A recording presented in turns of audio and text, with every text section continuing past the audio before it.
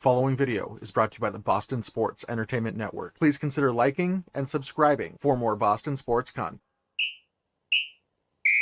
The red, white, and blue. I can't lose with the red, white, and blue. My whole crew is the red, white, and blue. I represent the stars and stripes. I am a patriot, a true American. I am a champion, yes, and that's on everything.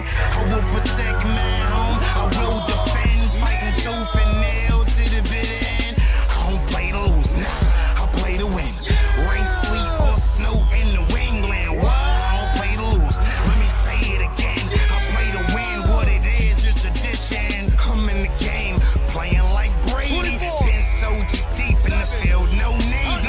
Riding for my soldiers and they riding for me. No matter where I touch down, it's a TD. 2 hands up, yep. Field goal.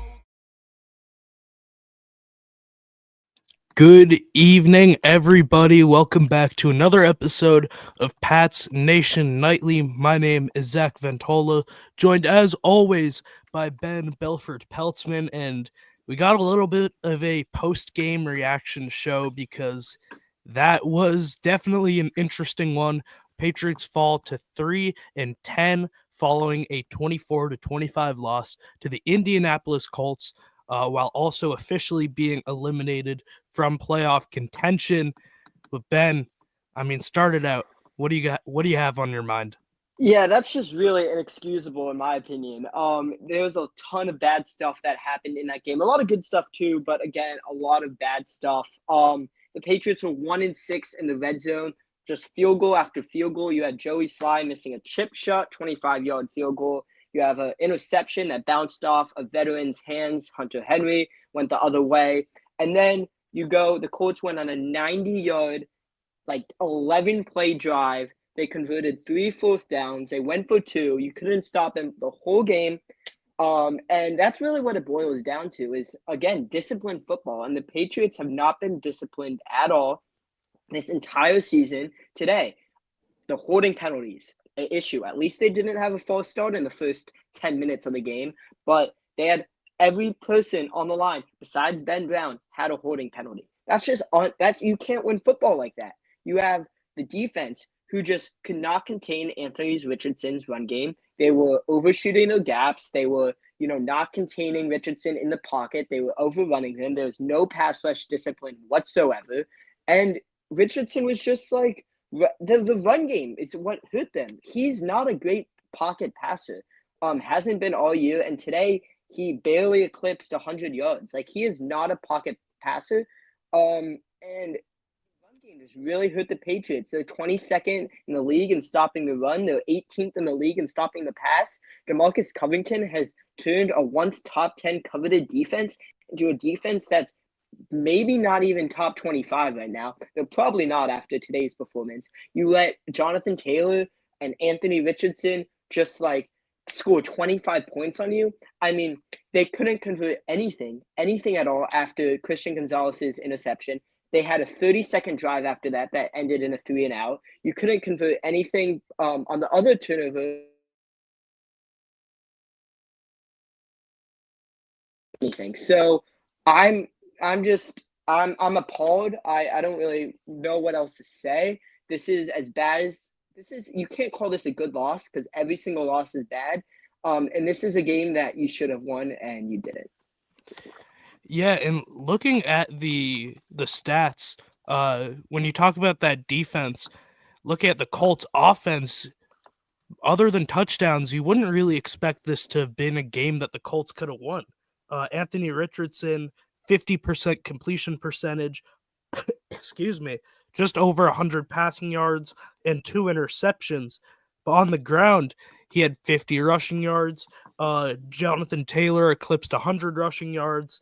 So through the air, they really did not get anything going until that last drive where they scored that touchdown at the end and then eventually got the 2-point conversion. But it's a bad loss.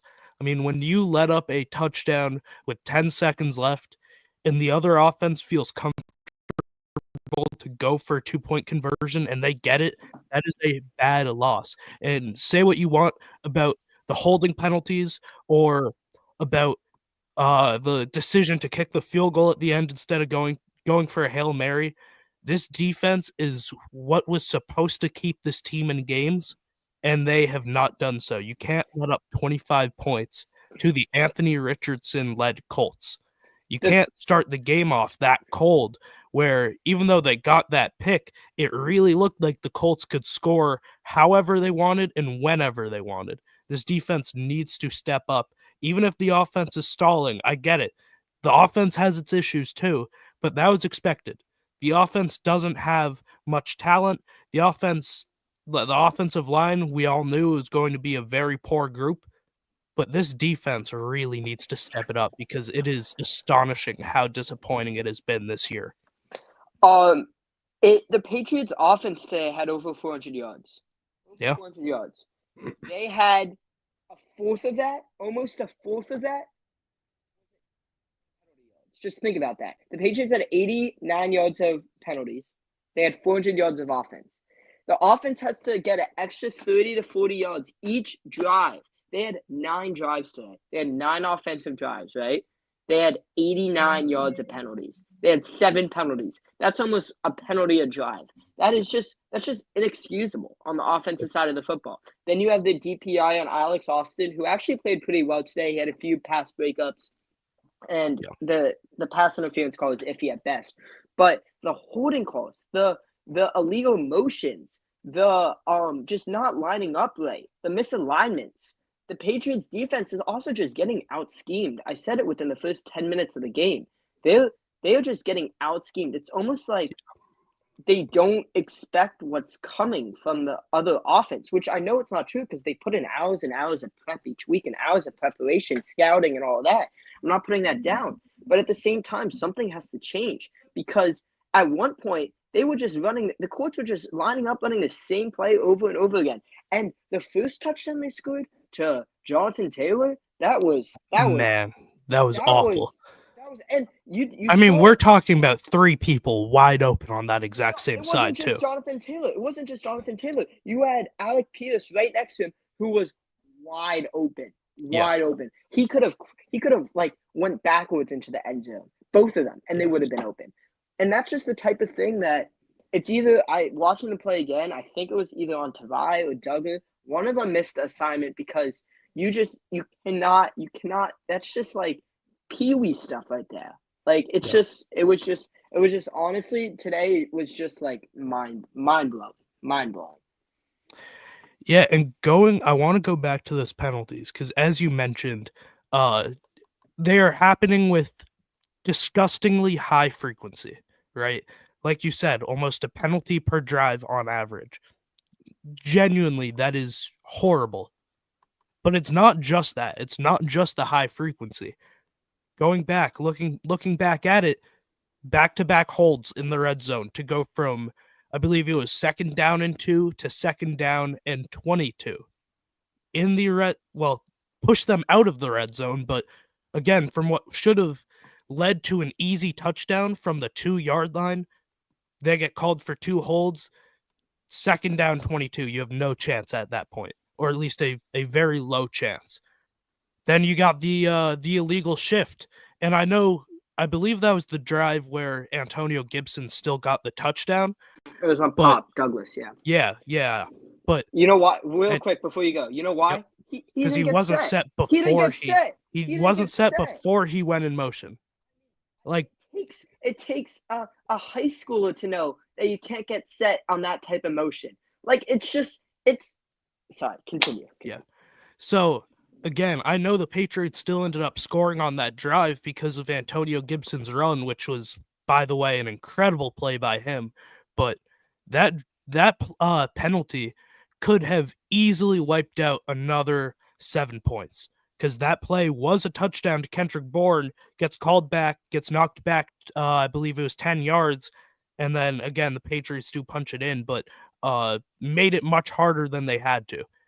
So it's not just these penalties. It's not just that the Patriots are committing 10 penalties a game for 10 yards each, or whatever the math ends up working out to, but it is where they're happening.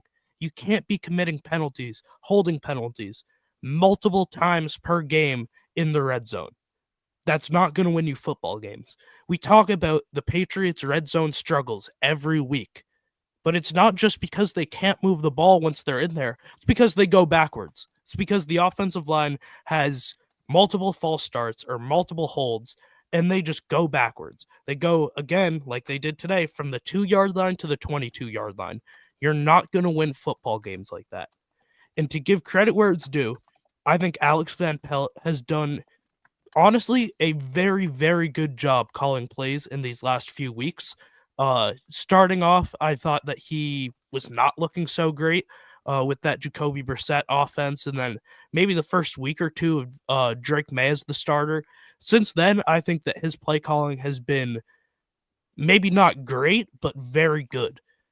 But this team is so undisciplined, just very undisciplined, and that loses you football games. There was a time during this game where it looked like they were going a little bit back to some complimentary football, but man, if they hadn't fallen apart early, which again, they corrected it a little bit towards the end, but if they hadn't had all of those penalties early, this team could have had 35, 40 points. Yeah, absolutely. And it really just goes back to poor coaching. That's what it boils down to. Poor coaching. And I just tweeted, I mean, it's not really a big deal because everyone expected it. But the New England Patriots, for the 4th time in 5 years, have been officially eliminated from the playoffs. And that would be another episode we'll go in. You see all these other teams getting out of a rebuild. The Tampa Bay Buccaneers won the Super Bowl, had Tom Brady, he retired, and then look at them. They found another quarterback, and right now the issue isn't the quarterback with the Patriots. You got a quarterback. It's frankly everything else. So it's frustrating. But at the same time, you have 4 more games left, and players want to win, coaches want to win, everyone wants to win. So they're looking to go 4-0 in the last 4 games, and this team hasn't even played Josh Allen in Buffalo yet, so It's going to be tough. Yeah, and I mean, the Patriots do have the Bills with the last game of the season, which could potentially be a win just if the Bills have to rest, or not have to, but if they end up resting their starters. But other than that, upcoming, you have Arizona, which is probably a game that you are not going to win. You have the Bills not in the last week of the season when they are going to be playing all of their starters. That is a game where you have zero chance at winning. And then the Chargers, who are another team that's really kind of come out of their shell this year. Herbert has been playing great. Ladd McConkey, unfortunately, a guy that the Patriots had an opportunity to draft. Instead, they trade out of their pick to the Chargers, who end up drafting him. He's been looking great. Chargers, really the team as a whole, they have been exceeding expectations. That is not a game that you're going to win, more than likely. So you're looking at, likely at best, a 1-3 end to the season. That is assuming that the Bills rest their starters in the last week of the season. But even that, I mean, Kansas City has not been looking all that great. If they drop a game, then the Bills have a chance at getting the 1 seed, which then they would be playing their starters for that last week. They would be trying to win instead of really not having much of a reason to. So again, at best, you're looking at 1-3. More than likely, you're looking at 0-4 to end the season, finishing 3-14, worse than you did last year.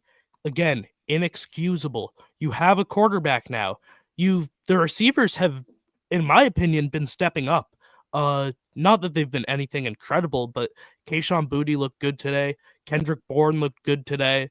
Hunter Henry, other than that one play in the red zone, looked very good today. Same with Austin Hooper. The running backs kind of did their thing. Antonio Gibson had a huge day. So to have the offense perform this well, much better than expectations, and still fall shorter than you did last year, which was your worst season in 2 decades. It is deplorable. You really can't have that happening. And there are going to be some very serious conversations about what's next for the Patriots. I don't think that Gerard Mayo gets fired. It's You're not going to move on from a head coach that quickly, but that is just bad, a horrible look to finish worse than they did last year, because really a lot of it falls on the coaching and how undisciplined this team has been. They had more passing yards, they had more first downs, more third down conversions. Yep. I mean, yeah, you're right. It boils down to coaching. And I think there's going to be some serious shakeup with the coordinators and assistant coaches this season and people who they bring in. I think DeMarcus Covington hasn't proved that he's worthy of holding this defensive coordinator position. I agree. And I seriously think that Gerard Mayo is going to be back as a head coach next year. You have to spend money in free agency this year. You have to utilize the draft this year. You have to nail. I mean, we're talking about now Modi Mapu, who we haven't even talked about today. I mentioned him. He was a former third-round pick who was inactive in a healthy scratch today. If you go back in the last 5 years of the drafts, it's just there hasn't been a lot of hits. You got Christian Gonzalez, you got Drake May, you got Christian Ballmer. Those are like 3 that are really good. Hopefully Cole Strange comes back. But the Patriots have the least hit rate when it comes to drafting players that eventually come Pro Bowlers. And that's going to need to change because historically in the last 10 years, it comes to the draft. That's how you get better as a team. Like that's how you grow as a team. And it just has not been there statistically for the Patriots in the draft. Yeah, and let's actually look closer at that, because that is probably the biggest issue with the Patriots right now. Is you have to build your team through the draft, and in the last 5, 6, 7 years, they really haven't been able to do that, haven't nailed many picks. This year, they obviously hit on Drake May, but then after that, Jalen Polk, who has not really seen the field because he has not proven that he deserves to see the field. Caden Wallace, who didn't look great when he played and now is dealing with injuries. Layden Robinson, I believe, was called for 2 holding penalties in the first half today. Not looking great there. Javon Baker can't see the field, hasn't. Marcellus Dial hasn't seen the field. Joe Milton hasn't seen the field. Obviously, backup quarterback, not really an expectation there. But and then Jaheim Bell, who's been fine, but nothing crazy. That's this year.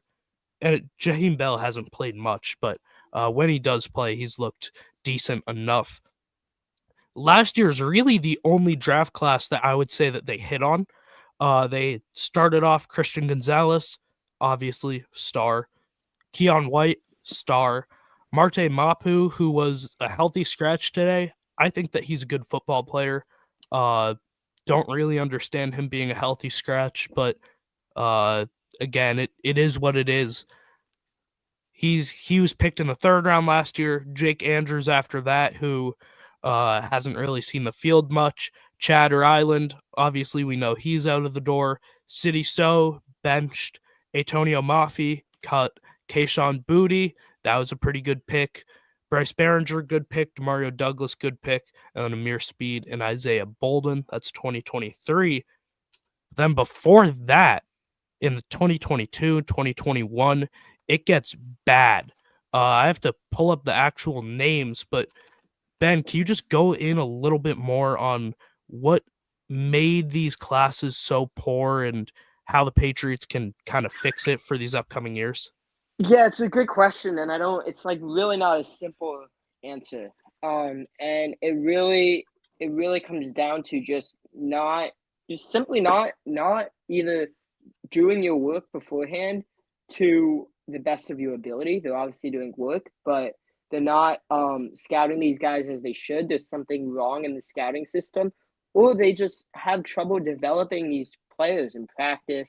They have trouble really changing these guys from borderline, NFL players to actual starters in the NFL. So there's multiple things that can go into it, but yeah, the draft classes have been an issue, and it's not like we really expected this team to get 7, 8, 9, 10 wins this year.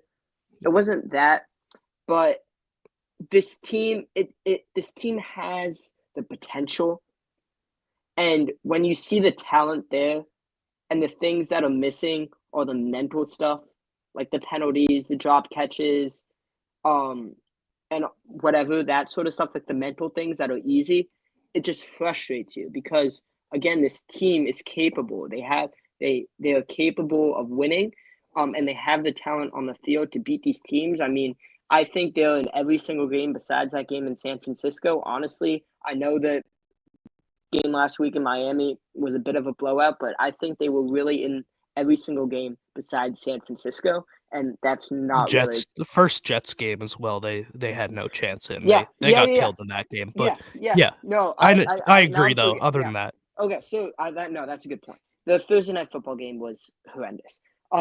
But how about every single game that Drake May has started in, besides that awful San Francisco game, has no, they've had a chance in all of you those. know? They've, but again, it's been just stupid mistakes. In all honesty, and I want to go back to these draft classes because now I have all of them pulled up since 2019.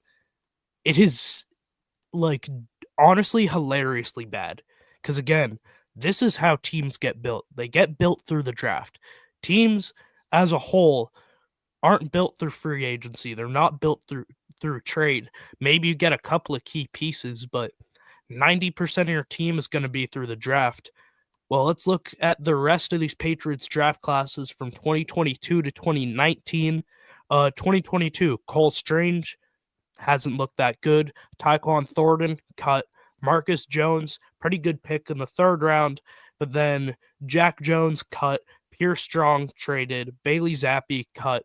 Kevin Harris practice squad. Sam Roberts, I'm not sure if he's still around on the team, but I know he was on the team during training camp.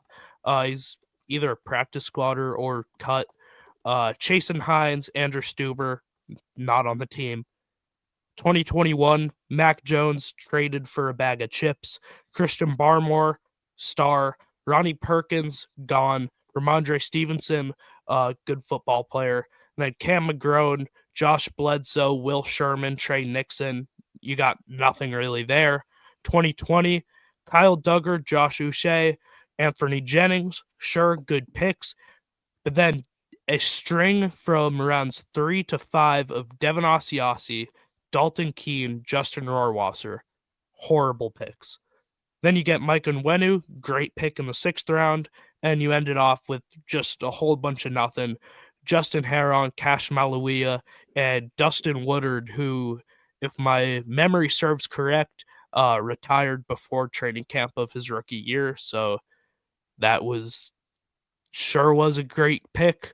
In 2019, this one's the real good one. 2019, you started off 1st round N'Keal Harry, 2nd round Jawan Williams. Neither player ever did anything in the NFL.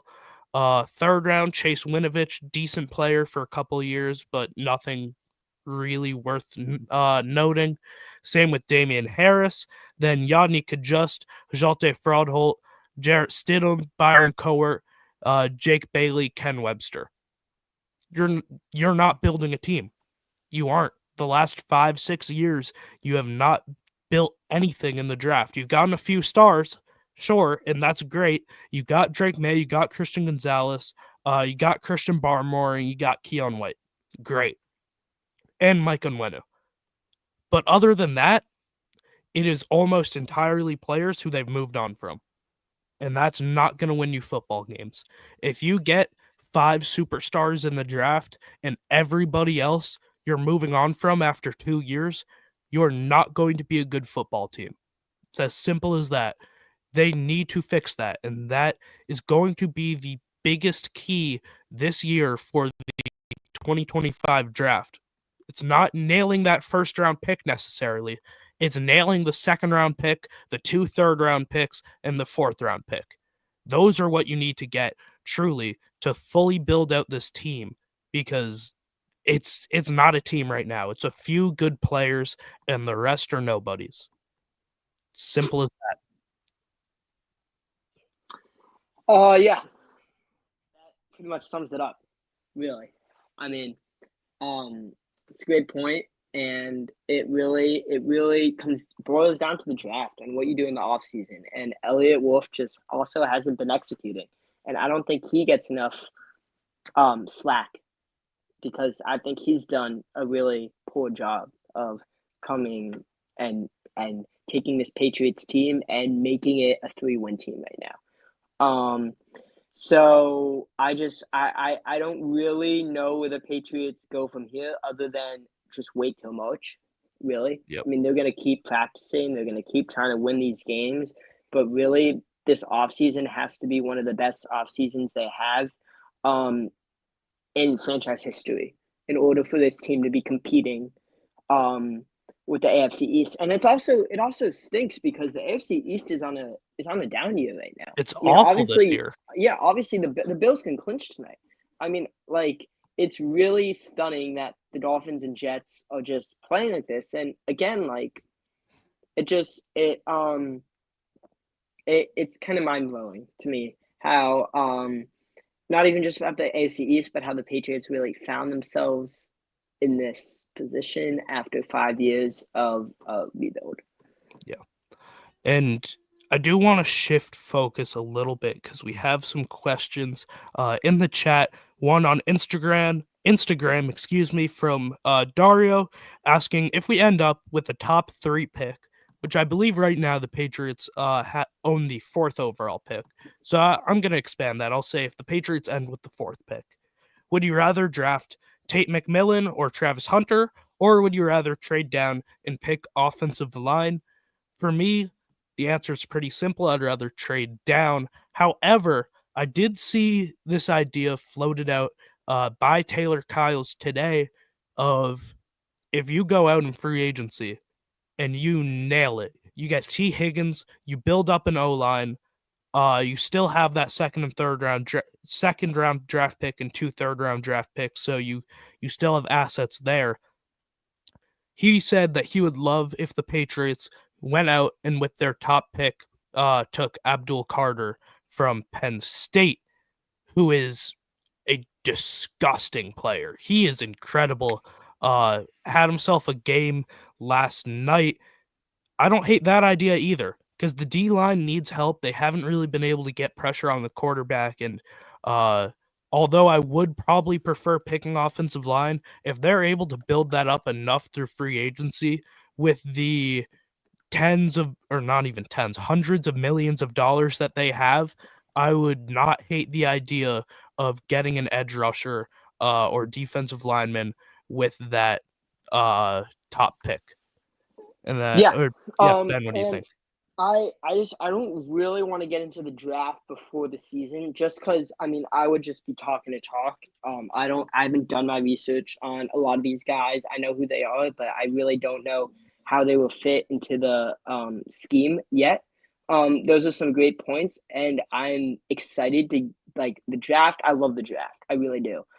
Getting to know these players and their backgrounds and how, they were used in high school and college, and how they are willing to be used in the NFL, and how they can switch positions and all of this stuff. It's all very fascinating. And we will definitely have tons of shows about that in the off season, about the draft. Now, going back to the Patriots-Colts game, which finished 30 minutes ago, the last point here I really kind of want to dig into and make is, I've really been impressed with one guy. I've really been impressed with this whole season is Christian Elias.